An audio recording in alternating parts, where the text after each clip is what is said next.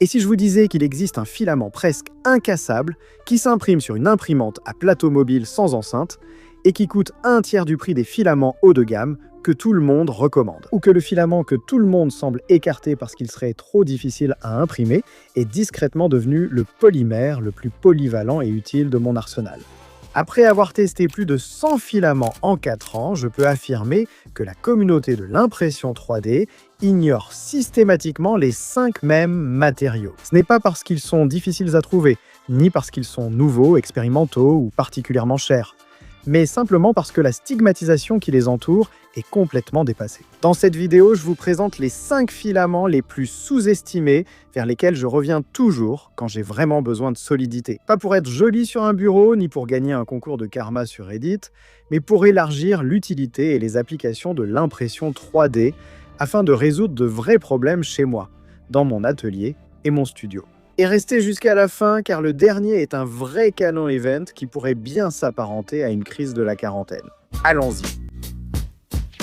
En premier sur notre liste, nous avons le polyamide, aussi connu sous le nom de nylon.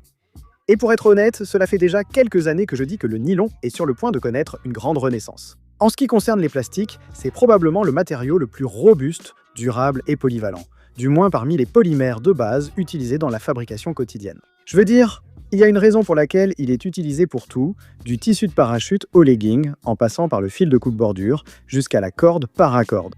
Ce matériau est incroyablement résistant, mais pour la plupart des amateurs d'impression 3D grand public, il est aussi vraiment intimidant. Il a une réputation bien méritée de se déformer. Il absorbe l'humidité comme une éponge et nécessite une impression à des températures très élevées. En fait, les gens se sont habitués à imprimer les versions de nylon renforcées de fibres, qui sont plus chères mais plus faciles à imprimer, en délaissant complètement les versions classiques. Alors pourquoi le simple PLA figure-t-il dans cette liste de filaments sous-estimés ? Et pourquoi ai-je l'impression que la plupart des gens passent complètement à côté ? Eh bien, pour commencer par l'évidence, le marché des imprimantes 3D a beaucoup évolué ces dernières années. L'époque où l'imprimante moyenne vendue était une imprimante ouverte à plateau mobile est révolue. Et de nos jours, la grande majorité des imprimantes vendues aux amateurs, ou du moins aux amateurs adultes, sont en réalité des imprimantes Core XI Sodium fermé. Et la vérité, c'est que le nylon n'a même pas besoin d'une chambre chauffée. Il se contente parfaitement de la chaleur générée par votre plateau chauffant. Mais même si vous avez une imprimante ouverte ou une imprimante à plateau mobile, vous avez quand même de la chance. Ces dernières années, il y a eu de nombreux développements significatifs, tant au niveau des accessoires, pour imprimer le nylon, qu'au niveau des matériaux eux-mêmes. Prenez par exemple Magigoo PA, une formule qui transforme n'importe quel vieux plateau d'impression en une surface à laquelle le nylon adhère parfaitement. Il reste important de surveiller les fumées, donc il est recommandé d'utiliser un système de filtration d'air près de l'imprimante et de bien ventiler la pièce. Techniquement, cela permet d'imprimer du nylon sur une imprimante ouverte. Ils offrent aussi des plateaux d'impression pour le PA, rendant possible, voire facile, l'impression des pièces en nylon les plus délicates sur une imprimante ouverte. N'oubliez pas de bien ventiler et d'utiliser un purificateur d'air pour éliminer fumée et QV.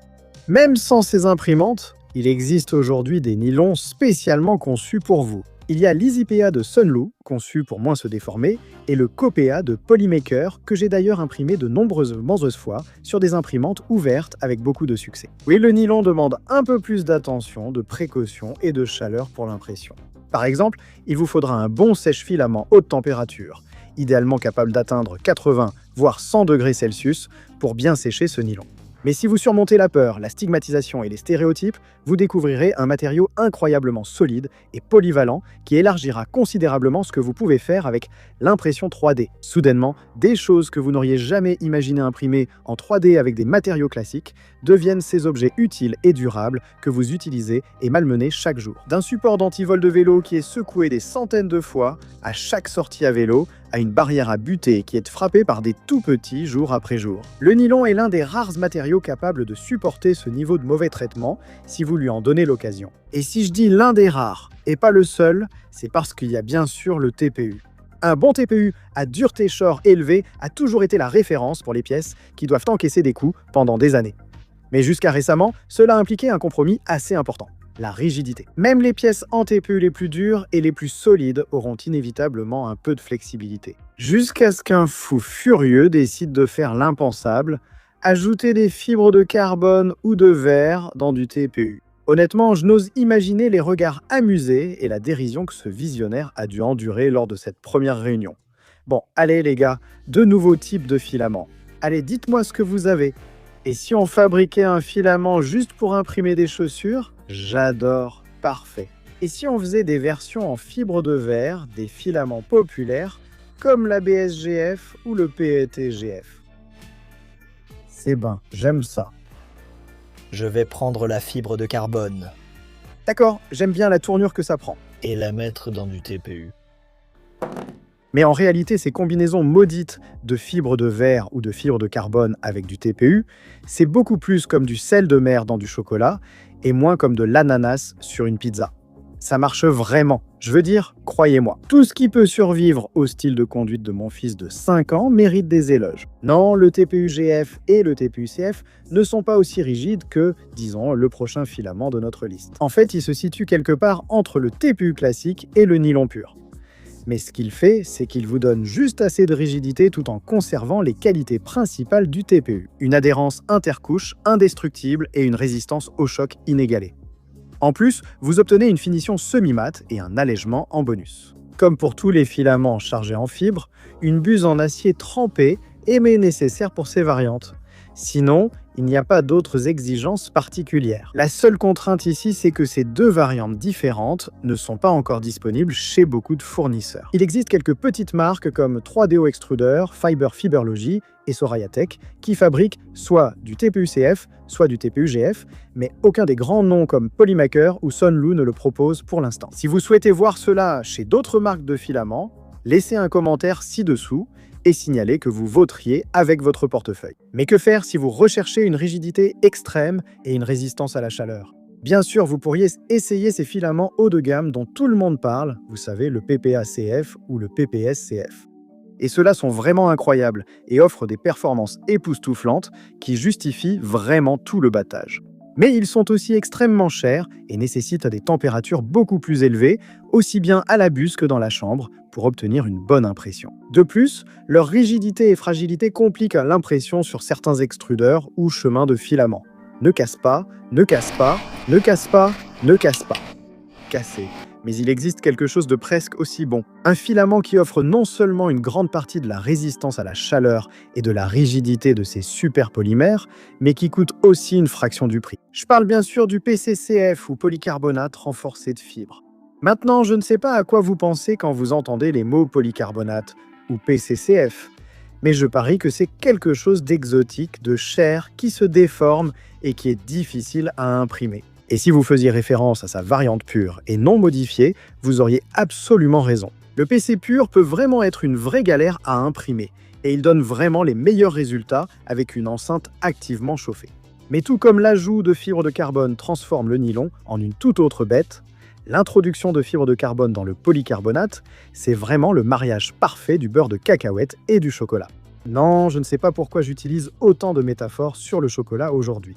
Quand on ajoute des fibres de carbone au polycarbonate, on obtient moins de déformation, un poids plus léger, une finition satinée et une grande facilité d'impression. Mon Dieu, quelle facilité d'impression! En fait, ce matériau est tellement facile à utiliser que lorsque je visitais l'usine et la ferme d'impression de Prusa, j'ai découvert qu'ils imprimaient toutes les pièces en PCCF de leurs imprimantes sur des imprimantes ouvertes, imprimantes et à plateau mobile avec ventilation et purification d'air industriel. Pas des modèles Core, même pas des Mark 4S fermés.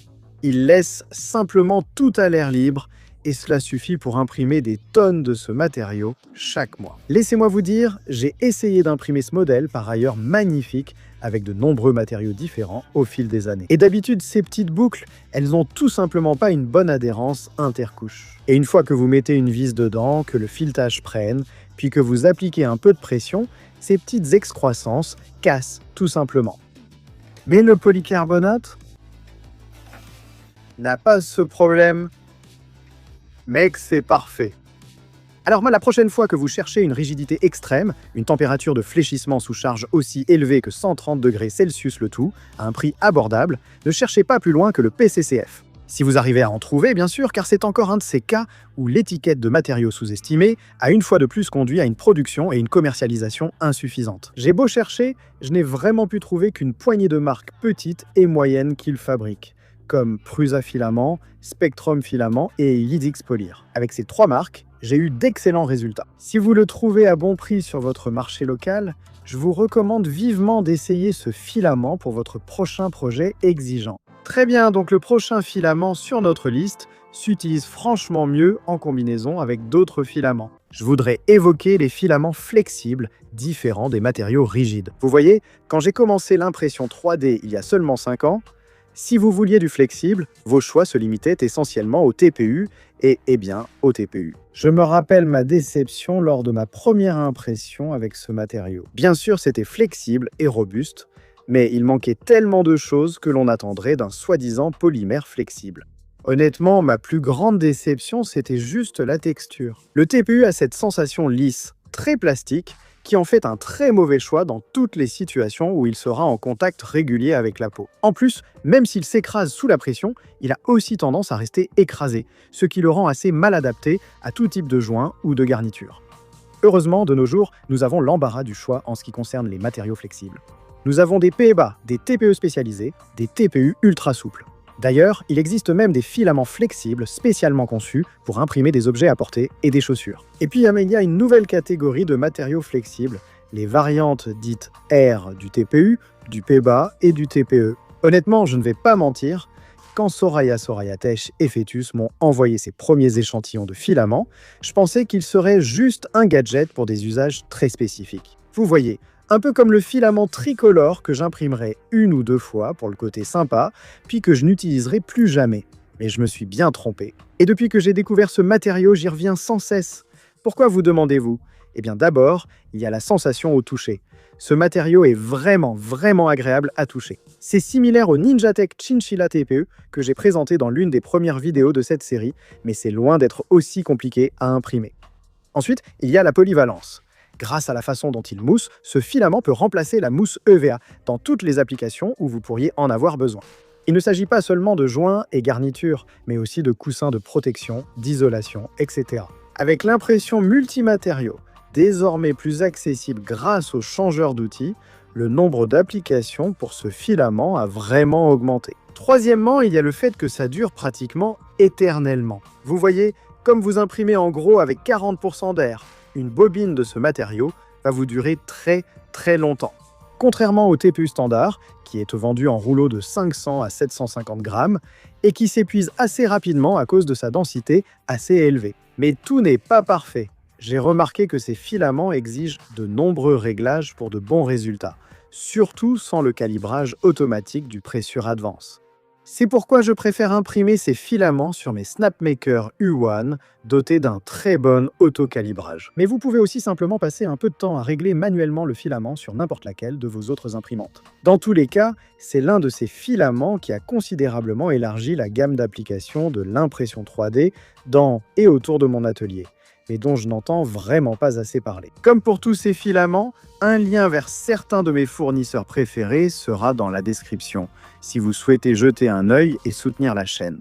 Et enfin, nous arrivons à la fin de notre liste, et je vous promets que vous serez assez surpris par mon choix, car à moins que ce soit votre première visite sur mon coin d'internet, vous saurez qu'il y a 3 choses dans le monde de l'impression 3D que je déteste plus que tout.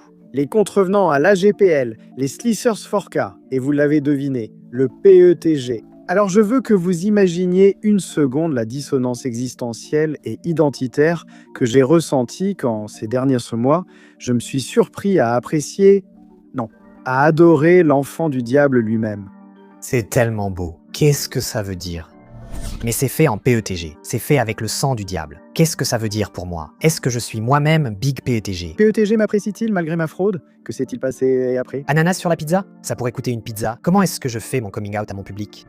Je crois que j'aime le PETG CF. Tout a commencé avec une seule impression anodine, une mise à niveau multicolore en PETG et PETG CF que je voulais avec une finition mate. Mais dès que j'ai vu la finition, cette magnifique surface satinée, la rigidité, le toucher, j'ai su que ce matériau était différent, que je ne pouvais plus commettre l'erreur capitale de juger l'enfant pour les péchés de son père. Mais blague à part, il y a plusieurs choses qui font du PETG CF la véritable rédemption du PETG. En fait, si vous passez en revue la liste des choses que je déteste à propos du PETG, sur lesquelles vous me questionnez toujours dans les commentaires, Sans exception, l'ajout de fibres de carbone améliore ou élimine complètement chacune d'entre elles.